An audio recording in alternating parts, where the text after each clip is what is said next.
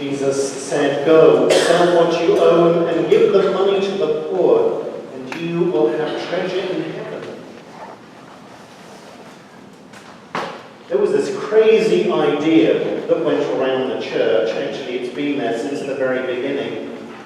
But it reached its kind of peak at the Reformation, so about 500 years ago. And it was an idea so terrifying, so shocking, that even the newly formed Protestants, so Anglicans, Lutherans, and Presbyterians, got together with their former adversaries, the Roman Catholics. They got together to form a common cause against it. And this idea was typified by a group called the Anabaptists. They were the forerunners of today's Mennonites and Amish people. It was an idea that was terrifying, that shook the very foundations, the core of Western civilization. What was this idea? What was this idea? Well, it was very simply this: that Christians shouldn't, and in fact could not, own personal private property. Homes, businesses, land, money in the bank, whatever.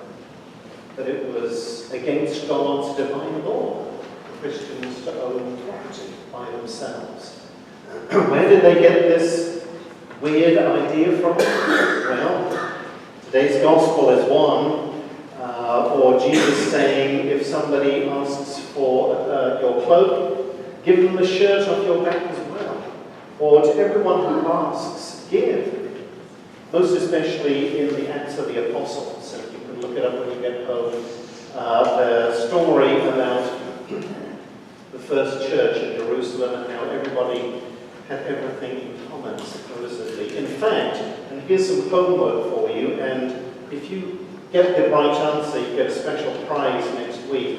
But if you go into the Book of Common Prayer, and towards the back in the historical documents section, you'll see the Articles of Faith, which were the original Articles of Faith in the Anglican Church. There is one of the articles in there that is specifically written against the Anabaptists and against this shocking idea that Christians weren't allowed to own personal property.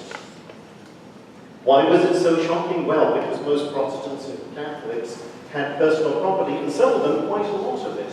And they didn't want to hear about this notion that personal ownership was forbidden in the Bible. Today, I guess we'd call it, well, it's too late now, but you might have called it kind of communist, right?